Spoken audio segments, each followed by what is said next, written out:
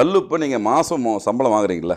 நான் ஏற்கனவே நிறைய பதில் சொல்லியிருக்கேன். முதல் செலவாக பண்ணுங்கள், கல்லுப்பு போய் வாங்கினு வாங்க கடையில்.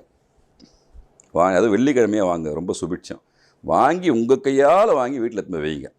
நியாயமாக பூஜை ரூமில் பூஜிக்கக்கூடிய ஒரு பொருள் வந்து கல்லுப்பு. சமையலறையும் ஒரு பூஜையை பல முறை சொல்லியிருக்கேன். நீங்கள் மண்பாடத்தில் வைக்கணும், இல்லைன்னா பீங்கான். இந்த 2 தான் கல்லுப்பு வைக்கிறதுக்கான முதல் விஷயம். முதல் பேசிக்கு நீங்கள் பொருளை வாங்கி உங்கள் கையால் போட்டு நிரப்பி வைங்க. முதல் விஷயம் அந்த நிரப்பி வச்சதை பூஜை ரூமில் வையுங்க. ₹1 காயினோ ₹10 காயினோ எவ்வளோ உங்கள் கையில் காசு இருக்குதோ அந்த காசை அதில் போட்டு வைங்க. ஃபஸ்ட்டு ஸ்டெப்பு உங்களுக்கு நல்ல சக்தி உள்ளே வரத்துக்கு, கெட்ட சக்தி வெளியே போகிறதுக்கு உங்கள் கையால் வெள்ளிக்கிழமை போயிட்டு உப்பு வாங்கினது வையுங்க. முதல் விஷயம். அதுக்கப்புறம் 2வது, நீர்நிலை சம்மந்தப்பட்ட இடம்னா இப்போ பாத்ரூம் இருக்குன்னு வச்சுக்கோங்களேன். சின்ன இடமா இருந்தாலும் பரவாயில்ல, உங்கள் கைக்கு எட்டாத தூரத்தில் ஒரு சின்ன கப்பில் ஒரு கண்ணாடி கோலையில் கூட வச்சிடலாம். கல் உப்பு போட்டு எந்த